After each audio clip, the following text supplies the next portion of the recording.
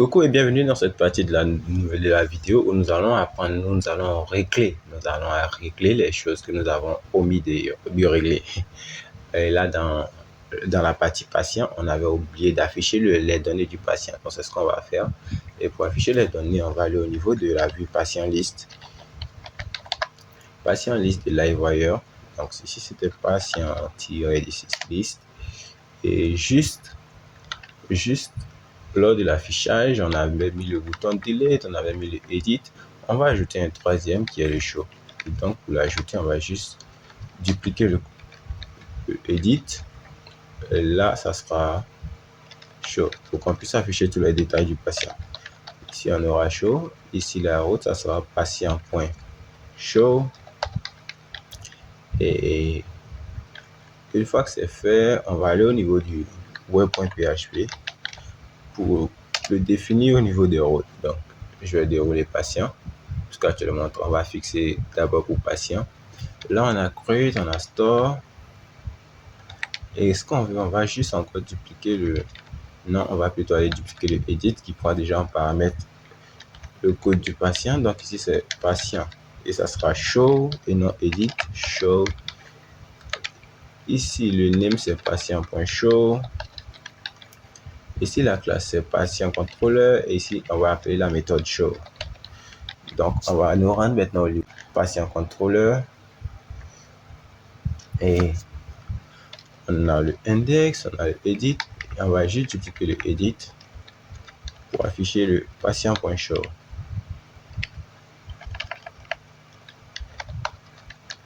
Ok, et ici, là, il va retenir avec ce qui est dans le dossier patient, mais qui s'appelle show. Et ici, on va juste retourner avec le patient. Donc, si on va maintenant au niveau de la vue patient, du dossier patient qui est dans la vue principale, on va créer ici un nouveau fichier que nous allons appeler show.blade.php pour afficher les données du patient. Donc, ça sera show.blade, zut, show.blade, blade. Ok, show.blade.php.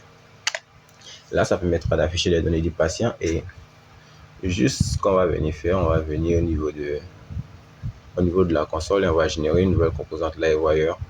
Ça, on va appeler ça PHP artisan make PHP artisan LiveWire 2.make patient data. On va appeler ça patient data juste pour fixer ça rapidement. Une fois qu'on a créé le patient data, il va falloir qu'on l'affiche. Et pour l'afficher, on va aller au niveau de... On va juste d'abord ici venir étendre de layout. On va faire un extend. Et là, ça sera le apps, le layout. Ensuite, on va venir ouvrir une nouvelle section. Et on va dire qu'à l'intérieur, il y aura le contenu. On va juste faire la même chose en bas. On va faire end section pour fermer. Ensuite, à l'intérieur de cette section, on va appeler la composante LiveWire que nous avons créée. Donc ici, ça sera le base LiveWire. Et ici, ça sera patient data. Et n'oublie pas que je fais passer le patient en paramètre depuis le contrôleur. Donc ici, ça sera patient qui sera égal à $patient pour qu'on puisse le récupérer dans LiveWire. Donc ici, je mets un point virgule. Ensuite, si je vais au niveau du LiveWire, au niveau du patient data, je vais créer une variable ici de type public $patient qui va récupérer le patient. Et ce que je vais faire ensuite, c'est que au niveau du patient data, là, cette composante ici, je vais juste venir ici pour afficher quelque chose. Je vais juste lui donner une classe d'OV qui sera un width de 3 sur 4. On aura aussi une classe qui sera item center pour aligner les choses au centre. Et ça sera justify center pour que ça soit centré. Ici, on va lui donner une nombre. Et là, on va la mettre en réduite. Et là, on aura un BG blanc. Et une fois que cela est fait, maintenant, on va venir juste faire une petite classe supplémentaire qui sera une div de type flexbox. Et à l'intérieur, on aura ici une div qui prendra un paramètre. On va dire que ça sera le name, le nom du patient et juste en dessous, on aura le nom du patient. Donc, si là, ça sera de la patient name. Donc, on a réussi, on va tester rapidement. Venir au niveau du patient, on va actualiser, voir si on n'a rien bousillé. Et cette fois-ci, on va cliquer sur Show qui est allé tout en haut.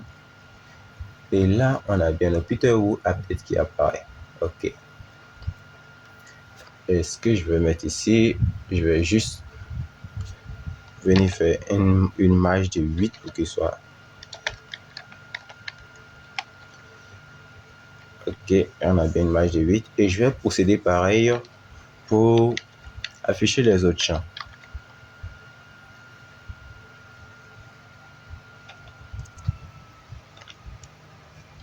Là, j'ai fini de refaire le design. Donc, voilà ce qu'on obtient sur la vue des données du patient. Là, on aura son nom, son contact, son email et son groupe sanguin. Et en dessous, on aura un bouton qui permettra d'afficher les détails des examens. Mais les détails des examens ne sont pas encore disponibles. Donc, ce bouton-là restera pour le moment vide.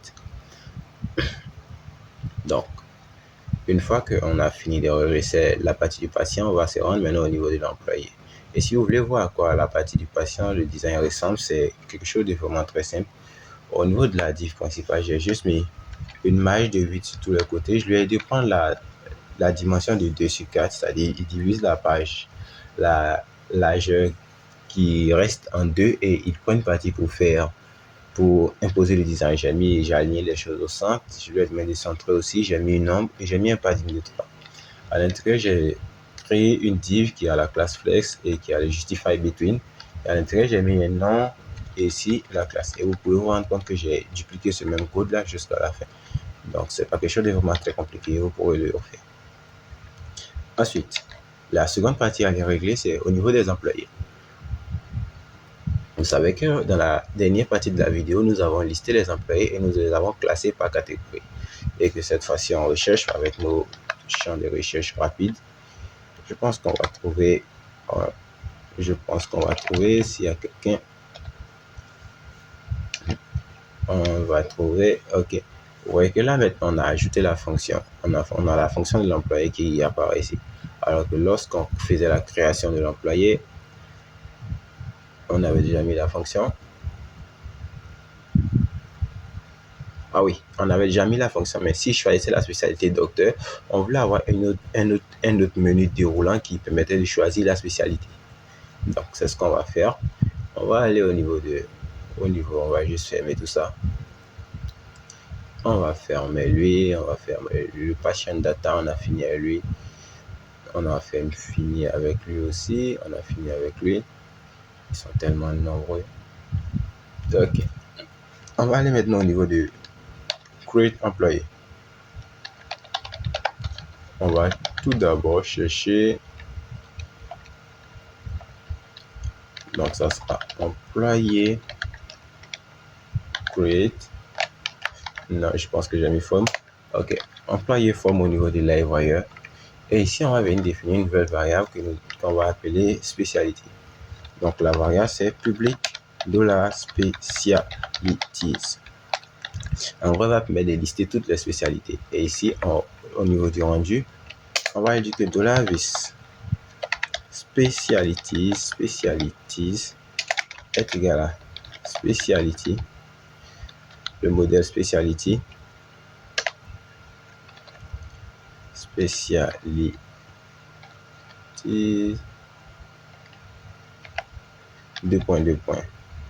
all On va lui dire qu'on veut récupérer toutes les spécialités. Et ici, on va juste venir importer la classe Speciality. Je pense que j'ai appelé, comment est-ce que j'ai appelé le modèle? Speciality. Là, j'ai un LI qui a sauté, donc maintenant je fais un import class. Il va me dire qu'il a importé la classe. Donc, on donne le niveau de la forme. Et ici, tout en bas, juste en dessous du choix de la fonction, nous allons sélectionner tout ce qui concerne la fonction et nous allons le dupliquer. Et ici, on retourne au niveau de notre rendu, on aura 2 fois fonction, et c'est ce qu'on veut. Et cette fois, pour la deuxième partie qui est fonction, on va remplacer par spécialité.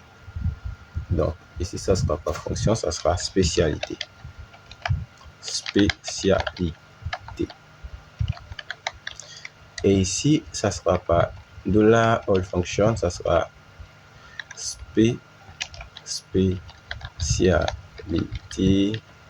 as. Et ici, on va pas appeler spécialité, on va pas appeler ça as function, on va appeler ça as spécialité. Et on va lui demander d'afficher la spécialité.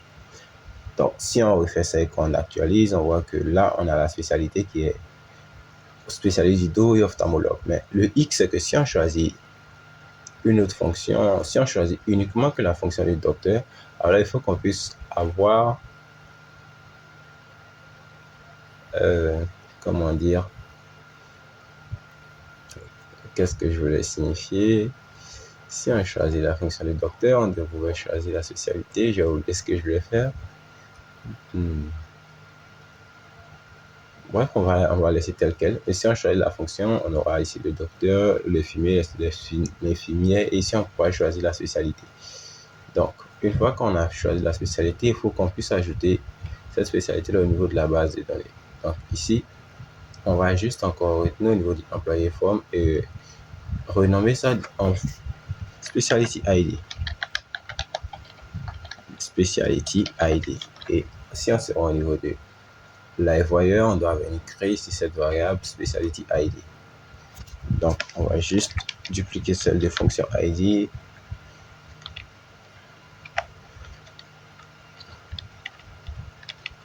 On va créer celle que nous avons appelée Speciality ID. OK. Et ici, au niveau du validate, on va juste lui dire que le Speciality ID est lui aussi requis. On aura un point virgule là.